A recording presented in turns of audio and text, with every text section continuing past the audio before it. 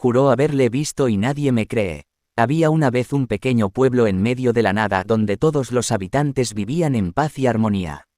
Sin embargo, algo siniestro comenzó a acechar a sus habitantes. Corrían rumores de una presencia oscura que vagaba por las calles durante la noche, pero nadie se atrevía a hablar abiertamente al respecto. Un joven llamado Carlos era el primero en avistar esta misteriosa figura. Una oscura sombra deforme que se movía con una inquietante lentitud. Carlos intentó contarle a sus amigos y familiares sobre lo que había visto, pero nadie le creía. Pensaron que solo era su imaginación o una broma de mal gusto. Pero la sombra no se detuvo. Noche tras noche Carlos la veía cada vez más cerca de su casa. Susurros perturbadores se filtraban por las rendijas de su ventana, dejándolo sin dormir y lleno de terror. Cada vez que mencionaba el incidente, era ridiculizado y tachado de mentiroso. Desesperado por encontrar respuestas, Carlos decidió investigar por sí mismo. Se sumergió en libros antiguos y oscuros buscando cualquier información sobre la sombra que lo atormentaba. Descubrió una leyenda olvidada sobre un ser maligno que se alimentaba de los miedos y la desesperación de las personas.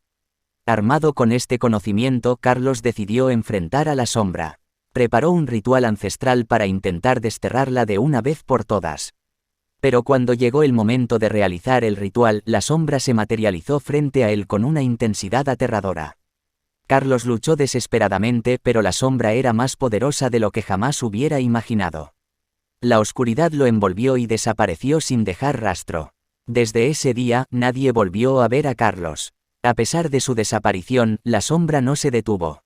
Continuó atormentando al pueblo, acechando a cada uno de sus habitantes. Pero esta vez, nadie dudaba de su existencia.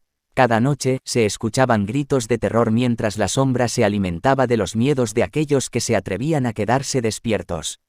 El pueblo se sumió en la desesperación.